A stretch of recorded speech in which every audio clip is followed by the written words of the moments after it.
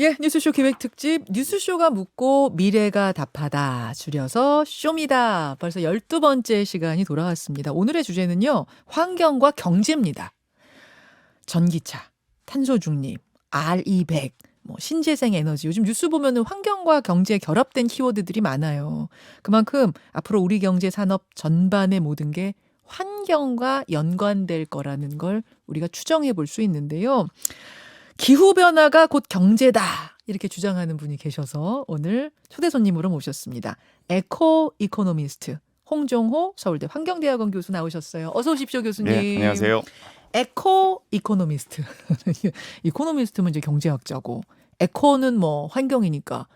그럼 환경을 생각하는 경제학자 이렇게 해석하면 예, 되나요? 이건 제가 붙인 게 아니고요. 네. 어느 방송 나갈 때 작가님이 그냥 그렇게 해주신 건데, 그냥 그런 거죠. 결국 제 전공이 예. 환경, 자원, 지속 가능성을 주제로 이제 경제학적 관점에서 연구를 하는 사람이니까요. 아니 근데 솔직히 경제하고 환경하고는 같이 가기 어려운 거 아니에요? 산업이 발전하려면은 환경 파괴는 수반되는 거다. 우리가 이렇게 네. 알고 있는데. 그 질문을 제가 박사학위 받은 94년도부터 무수히 들었는데요.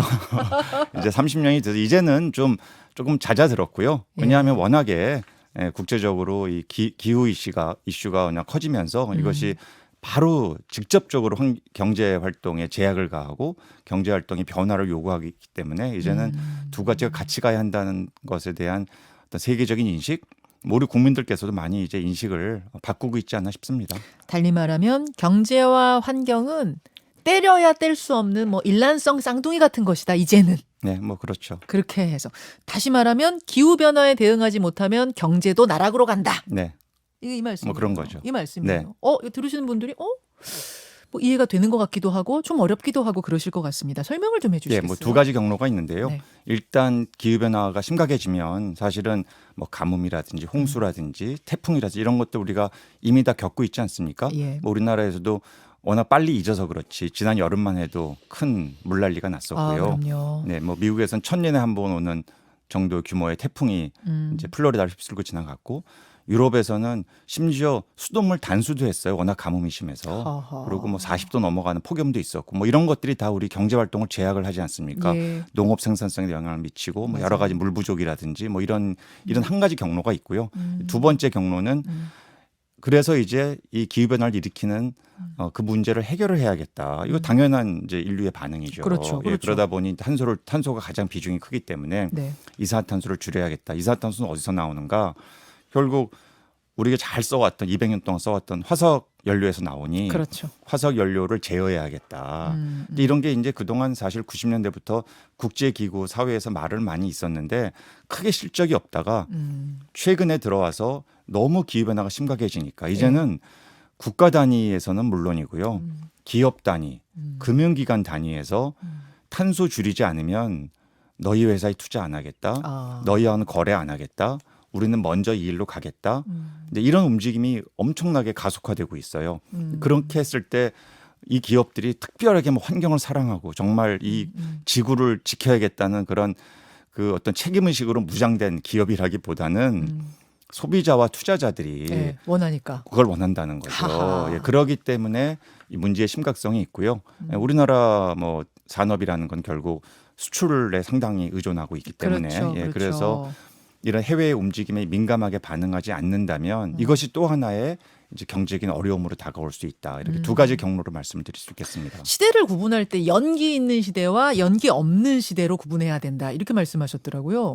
이건 제가 그냥 이해를 돕기 위해서 대중 강연 때 이렇게 좀 드리는 말씀인데요. 제가 어디서 이걸 착안했냐 하면 1962년도에 울산에 공업탑이라는 게 지어집니다. 울산이 사실 우리나라 중화학공업의 그럼요. 산증인의 도시 아니에요. 그렇죠. 거기 공업탑에 그런 말이 써 있어요.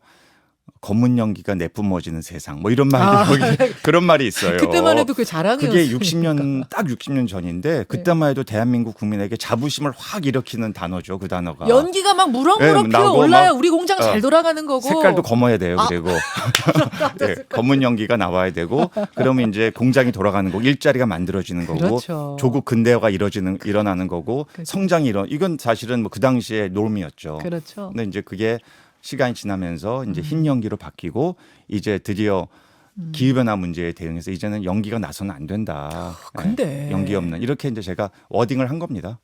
연기 없이 그러니까 연기가 왜 나냐면 검은 연기, 흰 연기가 왜 나냐면 공장을 돌리려면은 에너지가 나와야 하고 그 에너지는 기름으로 뭐 석탄으로 이렇게 내야 하다 보니까 어쩔 수 없이 나오는 게 연기인 거잖아요. 그러면은 연기 없이 에너지를 만들어서 공장 돌리고 차 움직이고 이럴 방법이 있는가?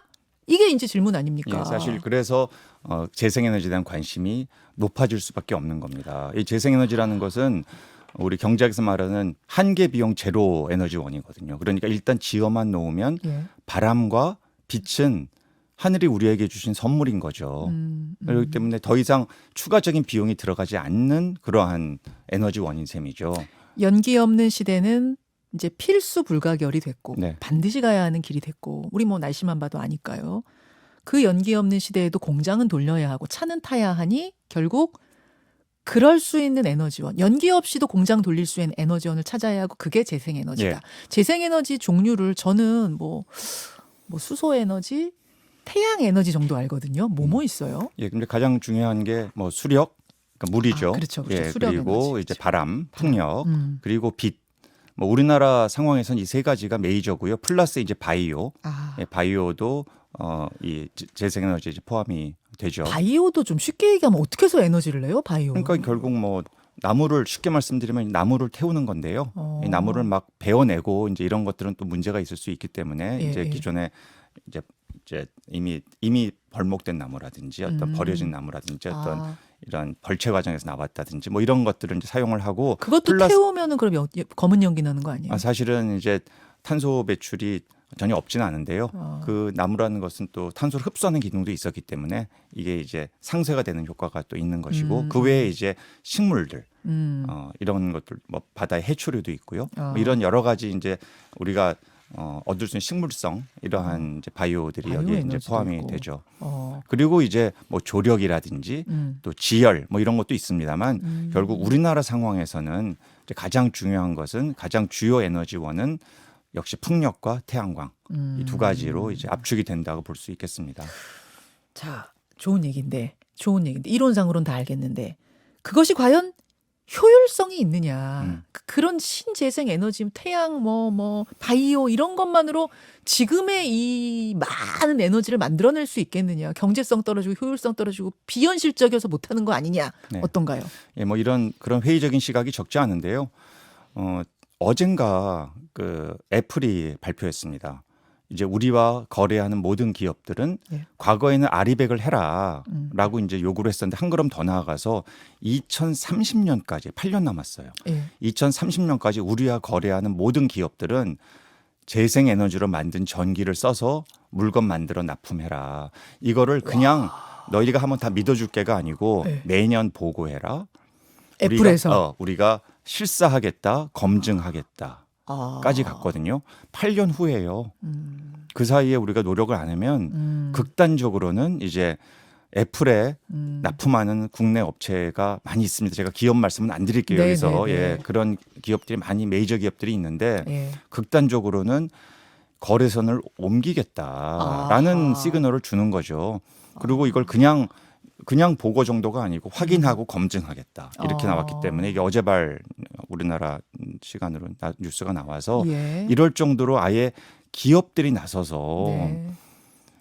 에너지 공급 방식의 일대 전환, 기후변화를 촉구하고 이걸 있네요. 촉구하고 있기 때문에 그 얘기는 뭐냐면 이미 기술은 가능성이 있고 이미 다 됐고 예. 심지어 경제성도 있다라는 것을 다 드러내는 거죠. 아니 애플이 무슨 그렇게 이게 뭐 기술 개발도 안 돼 있고 재생에너지가 너무 비싸고 이러면은 이런 얘기 쉽게 못 하죠. 그렇지만 이미 국제적으로는 재생에너지의 가격 경쟁력, 네.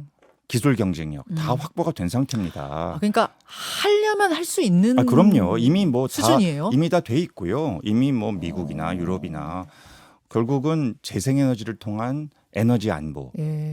기후 안보를 추구하겠다, 실현하겠다 이런 것이 예. 선진국의 대세예요. 그래요. 예, 이거는 우리나라는요. 선진국은 그렇게 그렇죠. 근데 현실성 우리나라도 선진국이지 않습니까? 우리나라가 개도국이 아니에요, 더 이상. 선진국이죠. 예.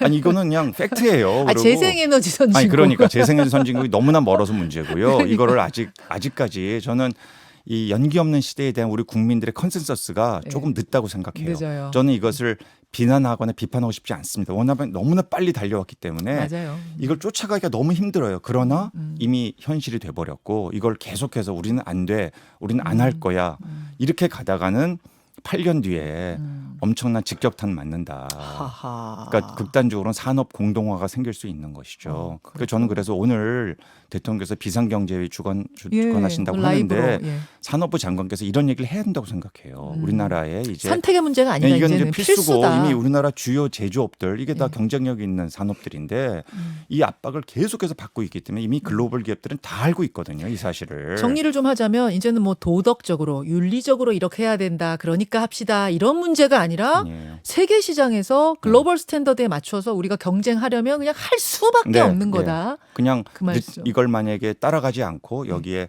앞서가려는 노력을 하지 않으면 예. 이제 점차 우리나라의 산업 경쟁력은 떨어지게 되는 거죠. 옆 나라 일본은 어때요? 우리가 이제 일본이 비교를 많이 하는데. 아시아가 대체로 늦습니다만 일본, 우리나라와 지형이 비슷하니까 예. 거기도 재생에너지 별로 안 되겠지라고 생각하는 분들이 계시던데 일본도 지금 재생에너지 비중이 20%가 됐어요. 우리는요? 우리는 7.5%입니다. 2021년 기준으로 너무 차이가 나고 그렇구나. 우리나라는 OECD 38개국 중에 압도적인 바닥이에요. 압도적인 꼴등이에요? 네, 10% 이하 유일한 아하, 나라입니다. 그렇구나. 근데 일본의 기업들도 예. 일본 정부에 요구를 해요. 더 늘려달라. 늘려달라. 아니면 안 된다. 대만 해상 풍력에 지금 아시아의 메카로 떠오르고 있습니다. 중국 석탄 발전이 여전히 많아서 그렇지 네. 재생에너지 발전 비중이 30%에 육박하고 있어요. 중국도요? 중국이요. 중국도요? 땅 넓잖아요. 거기 안 그럴 것 같은데. 네, 그러니까 중국도 30%? 그러니까 우리 주변의 경쟁국들이 이렇게 달려가고 있는 거죠. 여기에 대해서 우리 국민들께서 그 문제의 심각성을 반드시 인식을 하셔야 됩니다. 그렇군요. 지금 청취자 질문 굉장히 많이 들어오는데 김두부님은 원자력도 친환경 재생에너지라고 할 수 있습니까? 네, 물어보시네요. 뭐 재생에너지의 카테고리에는 뭐 절대 들어가지 않고요. 아 그래요? 예, 왜냐하면 뭐 사실은 이게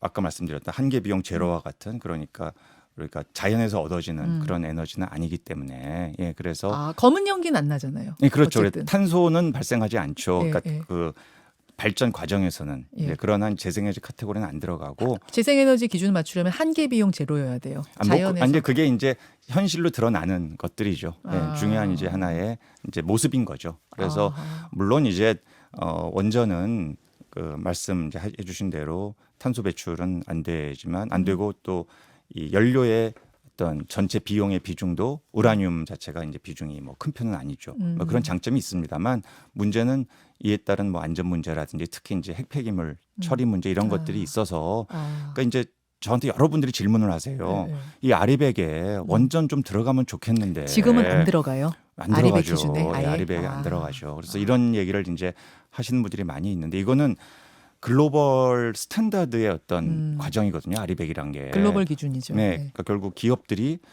어떤 에너지원을 사용하는 것을 소비자와 투자자가 선호하겠는가를 따져 보니까 네. 원전은 이 그룹에 이 캠페인에 포함시키는 것이 부담스러운 거죠. 왜냐하면 여러 가지 문제들이 이미 그동안에 큰 사고들도 있었고 그래서 네. 심지어 제가 들은 얘기는 만약에 아리백에 원전을 포함시키면 예. 여기 들어와 있는 상당수의 기업들이 나갈 거다. 그래요? 내가 거기 왜 들어가냐. 그게 지금 세계적인 예, 흐름이에요. 그런 흐름들을 보이는 거죠. 그러니까 부담스러운 거죠 기업들로서는 그냥 소비자들의 그런 선호가 높지 않기 때문에 그래서 예. 저는 대한민국의 어떤 에너지 수급 상황에서 당장에 뭐 독일처럼 네. 원전 없어져 이건 전혀 현실적이지 않습니다. 이건 유지를 해야 돼요 당분간. 그러나 이것을 계속해서 늘려간다. 심지어 이걸 늘려가는데 그래서 재생에는 좀 축소해도 되지 않나. 이게 지금 약간 현 정부의 기조 같아서 맞아요. 예. 이런 게 제가 우려가 되는 겁니다. 지금 전체 에너지 수급의 기조는 산업 정책 기후 정책과 연결을 시켜야 돼요. 세계적인 흐름에 그러니까 맞춰줘야 된다. 그냥 에너지를 독립적으로 봐서는 안 되고 산업 정책과 밀접하게 연결되어 있는 이른바 신산업 정책의 흐름이거든요. 네. 그런 차원에서 봤을 때 재생에너지 확대를 에너지 정책의 근간으로 두고 그러나 그것을 한순간에 다 해낼 수 없으니 그렇죠. 기존의 원전, 석탄, 가스를 어떻게 최적 조합으로 맞춰갈 것인가. 네. 그래서 전력 수급에 문제가 없는 과정에서 동시에 기후 정책과 산업 정책을 함께 가져갈 수 있을 것인가를 고민하는 것이 저는 그것이 정답이라고 생각합니다.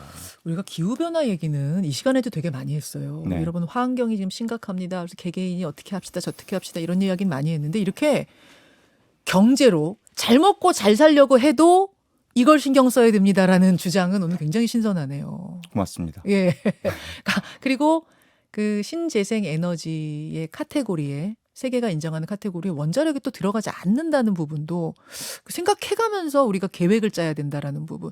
아예 제로를 화하자 뭐 이건 또 현실적이지 않다고 보시는 지금 당장에 거고. 그럴 수는 없고요. 이미 네. 뭐 우리나라에서 원전이 24기가 가동이 돼 있고 뭐 전 세계적으로 국토 면적 대비 설비 용량은 뭐 압도적인 1위예요. 네, 그렇기 때문에 이미 많이 건설하고 가동하고 있습니다. 그래서 이것을 어떻게 잘 활용하는가 그리고 안전을 문제를 최소화 이제 예. 하는 그런 과정에서 네. 적절하게 써야겠죠. 한 20초 남았는데요. 그럼 네. 그 많은 신재생 에너지 중에서도 우리가 좀 집중적으로 요기에 좋겠다, 우리한테 맞는다 하는 거, 이건 뭐 효율적인 건 모든 뭐죠? 전문가들은 딱 두 가지를 얘기하시죠. 한국에서는 태양광과 풍력. 이 두 개. 태양광과 광과 풍력 이 두 개입니다. 태양광으로도 에너지 많이 만들 수 있어요. 그럼요.